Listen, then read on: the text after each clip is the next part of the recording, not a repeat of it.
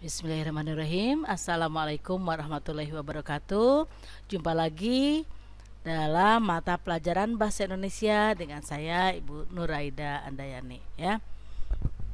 Anak-anakku sekalian, ini adalah pertemuan yang kedua. Pertemuan pertama kita kemarin tentang apa, masih ingat? Ya, teks prosedur ya, teks prosedur. Nah, kemarin sudah banyak yang bagus dalam pemahaman, kemudian dalam keterampilannya juga, namun sayang masih ada yang bahkan belum mengumpulkan. Entah apa itu kendalanya ya.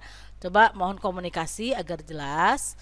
Ibu juga sudah minta bantuan pada wali kelas kalian agar tugas-tugas kalian bisa segera masuk pada ibu, karena selain ada nilai pengetahuan, keterampilan, juga ada nilai sikap. Nah, nilai sikap ini diantaranya dinilai itu melalui ketepatan kalian dalam pengumpulan. Ya kan ada jeda waktu untuk penugasan ya. Jadi cukup lumayan panjang lah waktu untuk kalian mengerjakan tugas-tugas ini begitu. Baik. Mudah-mudahan teks prosedur kemarin dapat kalian pahami, karena ini menjadi salah satu bahan juga untuk tes tengah semester nanti, insya Allah di bulan September ya. Baik, kita mulai saja. Untuk pertemuan kedua ini kita akan membahas masih tentang teks ya, yaitu teks eksplanasi. Ada yang pernah mendengar istilah tersebut? Ya, di layar kalian dapat melihat di sini ada beberapa tampilan gambar. Di sini ada Gunung Himalaya yang tampak dari India, karena Himalaya bisa dilihat dari beberapa negara perbatasan begitu ya. Kemudian ada ini, lambangnya sudah sangat tidak asing ya belakangan ini. Ya, ini adalah lambang dari atau gambar dari virus corona. Di sini yang sangat lumayan besar dibanding yang lain ada tulisan jemput paksa jenazah COVID. Nah, gitu ya. Nih, fenomena jemput paksa jenazah COVID. Kemudian di sini ada juga gambar apa ini? Ada yang tahu? Di sini ada rumah. Ini kesannya pasir pantai. Ini ombak, tapi ombaknya ini melebihi rumah tingginya ya. Kira-kira ini fenomena apa menurut kalian? Ya, betul. Ini adalah fenomena gelombang tsunami ya. Gelombang yang sangat tinggi dan banyak memakan korban, khususnya di tahun 2004 di Aceh. Itu bencana yang cukup besar. Nah, ini ya. Baik anak-anakku, apa sih yang namanya teks eksplanasi ini? Ini yang harus kalian pahami ya dari teks eksplanasi. Nah, ini yang pertama. Teks eksplanasi merupakan teks prosedur yang menjelaskan proses terjadinya fenomena. Ya, apa itu fenomena? Nah, itu ya. Jadi fenomena itu kejadian yang luar biasa yang mungkin sulit juga untuk dilupakan ya, sehingga mungkin orang sulit untuk melupakannya. Itulah fenomena ya, kejadian luar biasa. Sedangkan teks eksplanasi menggunakan banyak fakta dan pernyataan yang memiliki hubungan sebab akibat. Kenapa banyak fakta? Karena yang disampaikan adalah kejadian-kejadian nyata begitu yang mengapa sampai terjadi. Nah, ini adalah ada sebab akibatnya. Bahkan dikatakan ya, atau dapat dikatakan bahwa teks eksplanasi ini hampir semuanya berupa kalimat fakta. Hampir ya, berarti tidak semua ya dari teks eksplanasi ini. Baik, kita lihat berikutnya.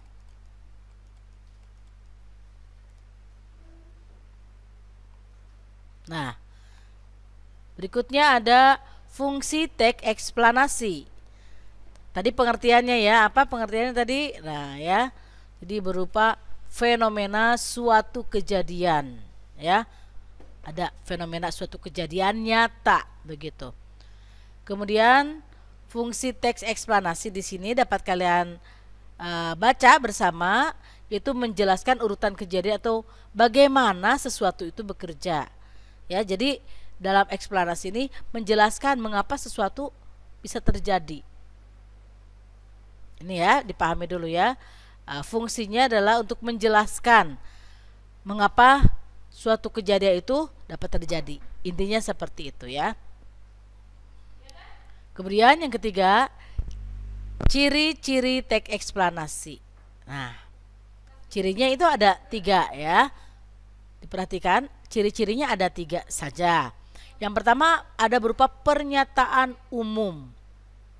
Nah ini pernyataan umum, kemudian berupa kalimat fakta, ya, berupa sebuah fakta, dan ini tujuannya faktual. Nah, jadi sekali lagi cirinya ada 3, ya. Nah, pernyataan umum ini adalah gambaran awal tentang apa yang disampaikan. Ada deretan penjelas atau inti penjelas yang disampaikan. Nah, ini atau semacam latar ya, kenapa kejadian tersebut bisa terjadi secara garis besar atau abstraksinya begitu. Nah, ini juga bisa berupa interpretasi pandangan penulis atau simpulan. Meskipun di sini ada opini ya, tapi tetap opininya itu dari fakta yang terjadi begitu. Kemudian memuat informasi berdasarkan fakta. Memuat informasi berdasarkan fakta. Jadi ini benar-benar terjadi, bukan suatu hayalan begitu ya, atau bukan fiktif begitu. Dan ini bisa pertanggungjawabkan, kemudian bisa ditambahkan dengan adanya data, foto mungkin ya. Data itu bisa ada tanggal, narasumber yang dapat dipercaya dan yang lainnya. Kemudian faktualnya memuat informasi yang bersifat keilmuan, misalnya tentang sains ya. Jadi tidak sembarangan, tidak mengarang bebas begitu. Jadi ini faktualnya itu adalah apa yang disampaikan itu ini ada teorinya dari suatu ilmu.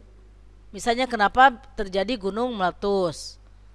Ya, sebab akibatnya apa sebabnya, akibatnya bagaimana? Begitu ya. Ada istilah-istilah teknisnya, ada vulkano, apa itu vulkano, kemudian ada ada lava, ada sebagainya. Itu adalah istilah-istilah teknis atau sains dari dalam suatu teks yang disampaikan sesuai temanya.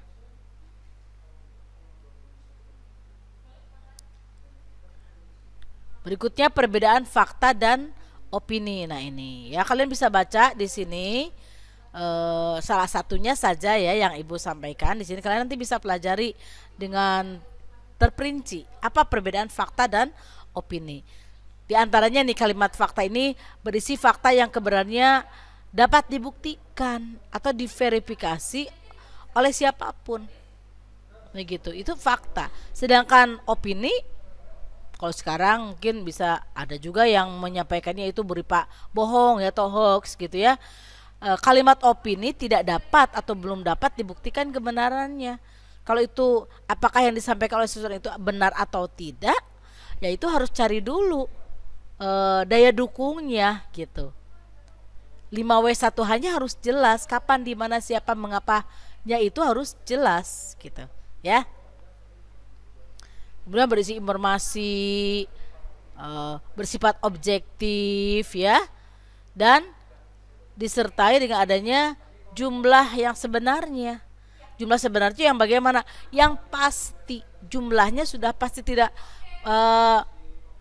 kemungkinan sekitar, tidak seperti itu ya, sekitar 60%. Kalau sekitar 60%, bisa lebih bisa kurang gitu. Jadi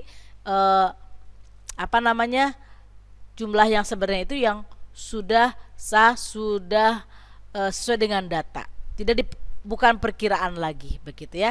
Sehingga dalam opini itu masih harus sangat ya didukung oleh bukti-bukti yang akurat begitu ya. Misalnya apa sih Bu contoh kalimat opini? Ya misalnya, atau kata-kata yang menunjukkan bahwa itu opini, ada kata mungkin, sekiranya, atau sekitar 50%. Nah itu ya, itu berarti baru kemungkinan begitu ya.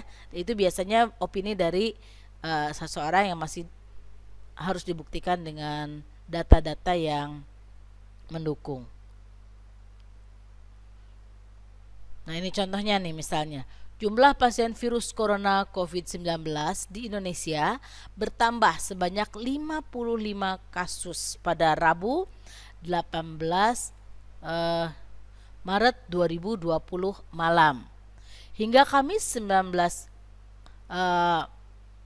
Maret 2020 pukul 10 waktu Indonesia Barat, hari ini total pasien yang positif COVID-19 di Indonesia menjadi 227 kasus dengan 11 sembuh dan 19 meninggal.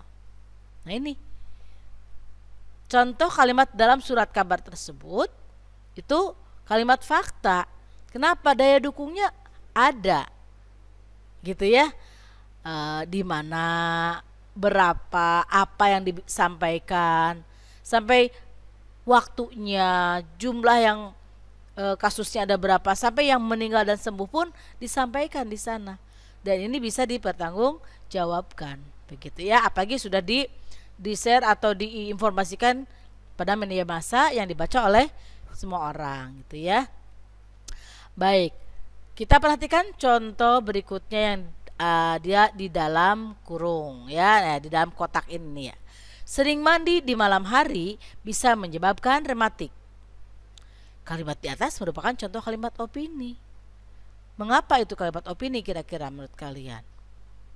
Ya, karena ini belum ada data atau daya dukungnya. Mengapa?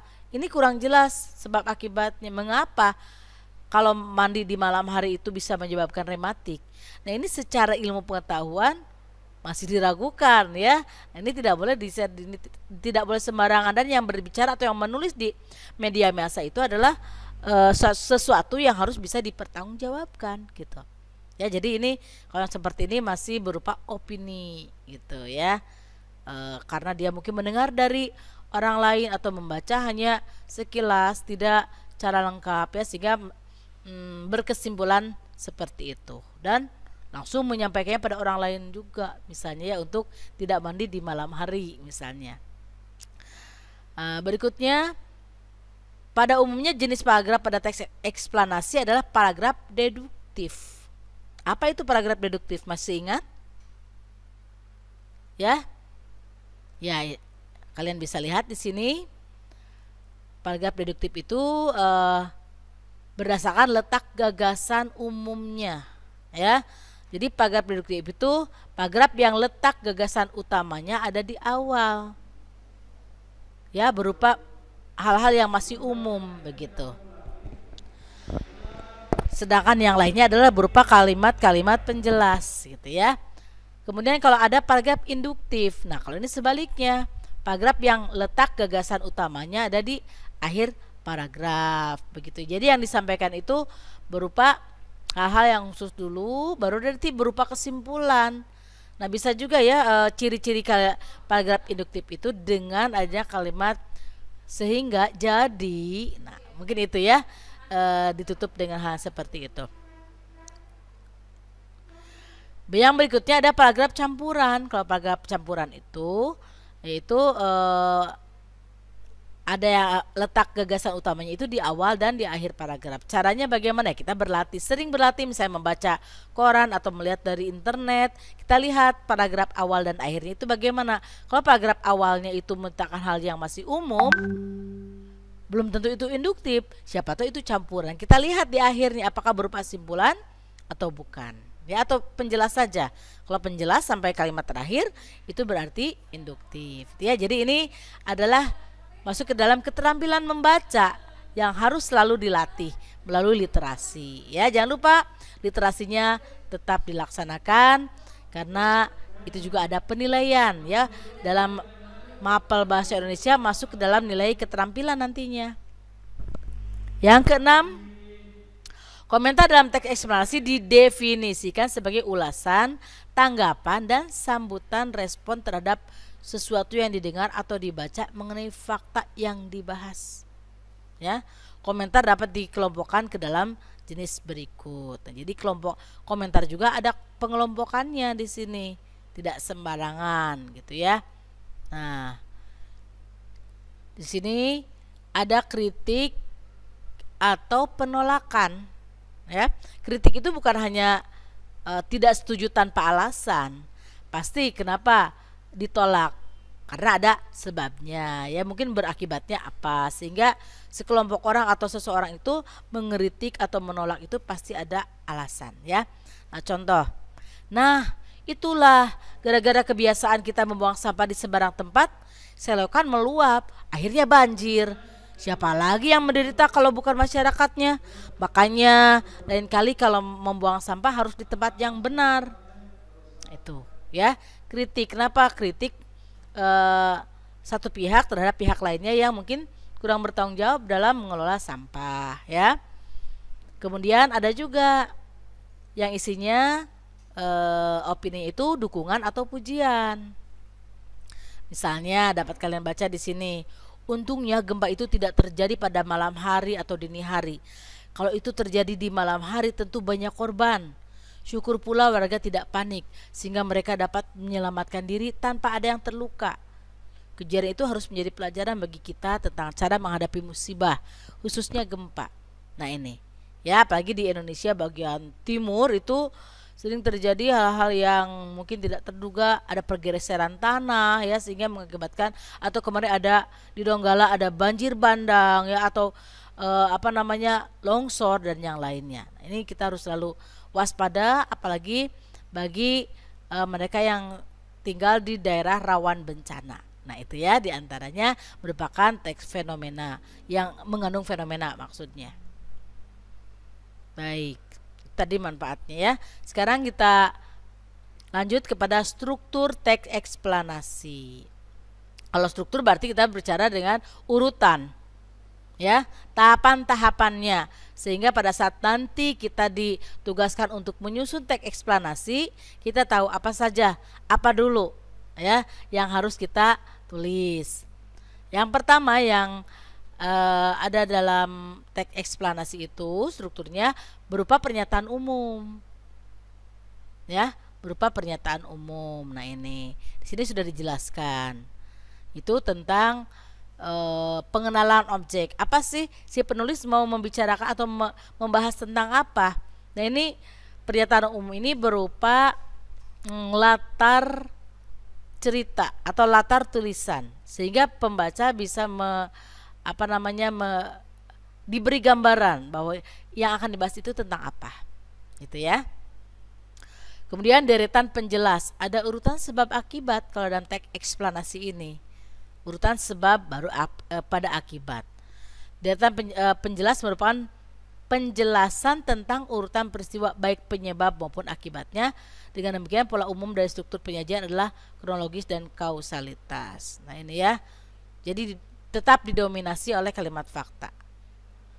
Berikutnya ada interpretasi. Nah ini kalau interpretasi ini adalah penutup ya, penutup yang berisi pendapat singkat penulis tentang peristiwa yang terjadi.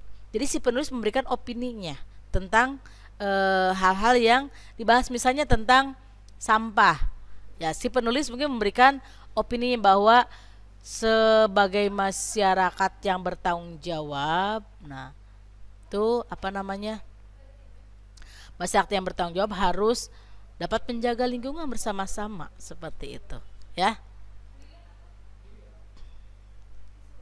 Nah, ini juga tidak kalah pentingnya, terutama dalam pelajaran bahasa Indonesia nih ya. Kebahasaan, ini sangat penting, kebahasaan. Nah, ini ya. Nah, ada ciri, kemudian contoh kalimatnya bagaimana, wujudnya bagaimana. Kalian bisa pelajari dalam modul dengan dengan cermat, begitu ya. Jangan sampai ada yang tinggal membacanya, jangan terburu-buru ya, sehingga apa yang kita mau nanti pada saat penugasan khususnya dapat terlaksana dengan baik, begitu ya. Nah silakan bisa dibaca nanti modulnya. Nah ini ya.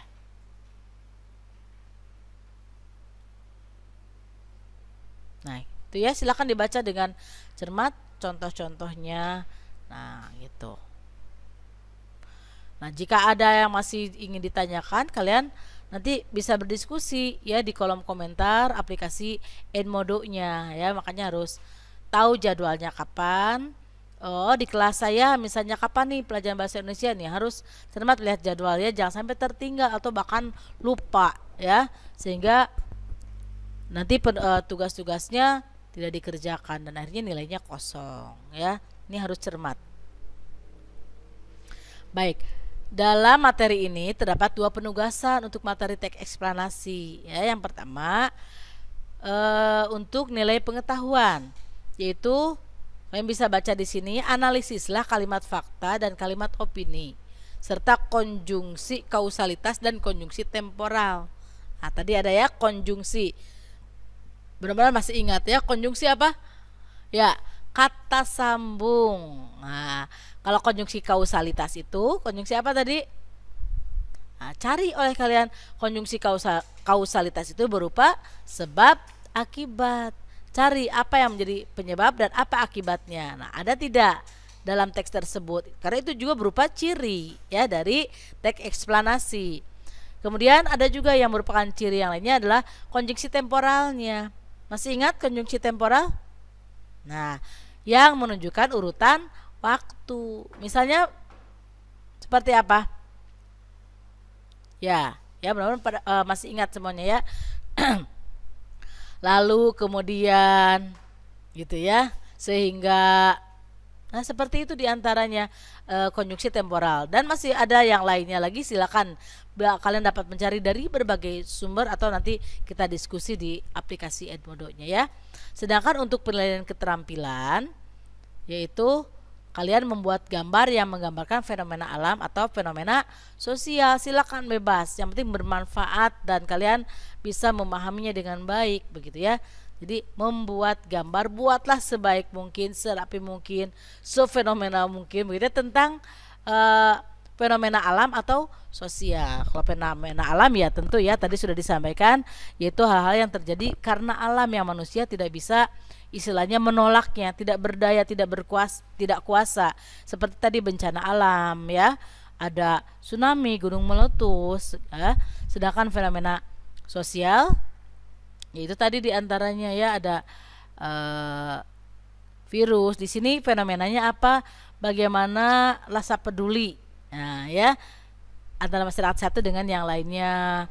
Kemudian banjir yang dikarenakan penyumbatan saluran air. Nah, itu bukan fenomena alam kalau banjir seperti itu, tapi dikarenakan kecerobohan manusia dalam menjaga alam ya, atau banjir bandang dan sebagainya terjadi karena penggundulan hutan sehingga tidak ada lagi penahan ya dari gunung atau bukit ke sehingga terjadi longsor juga seperti itu ya. Nah, ini adalah contoh mengerjakan penugasan pengetahuan. Ini contoh ya. Jadi yang mana berupa orientasi, yang mana urutan peristiwa atau sebab akibatnya, dan yang mana yang penutup. Silakan dipelajari dengan saksama ya, sehingga nanti tidak salah dalam pengerjaannya gitu. Nanti oleh kalian diberi tanda. Misalnya di sini nih aspeknya apa, kemudian keterangan warna. Kalimat fakta diberi dengan warna hijau, kalimat opininya merah misalnya ya. Konjungsi kausalitasnya biru, konjungsi kronologis atau temporalnya kuning. Nah, ini ya sehingga memudahkan dalam penilaian begitu. Silakan dicoba, nanti ini dipelajari dulu ya. Nanti kalian coba mengerjakan dengan sebaik-baiknya agar hasilnya memuaskan. Nah, ini penugasannya ya. Bisa dilihat juga nanti di Edmodo. Silakan kerjakan sebaik-baiknya.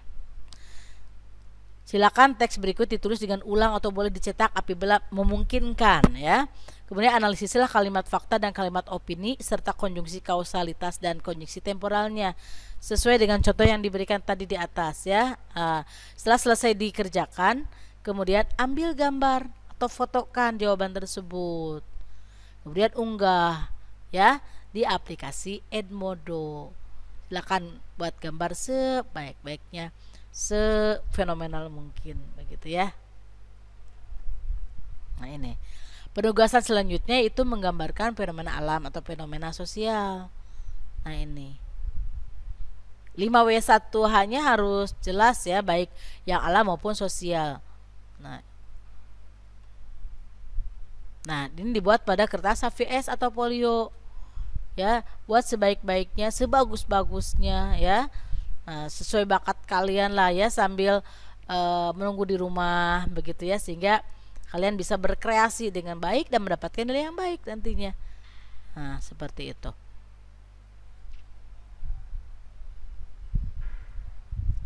Nah, agar ini menjadi kuat, bagian belakang ini dilapisi kertas kardus ya, agar nanti dalam pada saat difoto juga tidak tidak terlipat begitu. Kesimpulannya, terdapat 2 foto atau gambar yang akan diunggah di Edmodo ya. Yang pertama, gambar analisis teks di bawah ini, dan yang kedua menggambar. Nah, ini menggambar ya, bukan gambar ya. Kalian menggambar fenomena alam atau fenomena sosial. Diberi keterangan apa itu maksudnya ya, urutan-urutan. Nah, ini yang harus di analisis ya. Kebiasaan baru demi menghindari virus corona. Silakan analisis ya, cara kebahasaan, secara struktur, secara ciri ya. Insya Allah kalian dapat mengerjakannya dengan baik kalau tadi kalian memperhatikan apa yang Ibu sampaikan dengan cermat begitu ya. Baik, sekali lagi terima kasih atas perhatiannya. Jika ada hal-hal yang ingin kalian tanyakan, bisa dibuka aplikasi Edmodo-nya. Selamat belajar, selamat bekerja, sehat selalu menjaga protokol kesehatan COVID-19. Wassalamualaikum warahmatullahi wabarakatuh.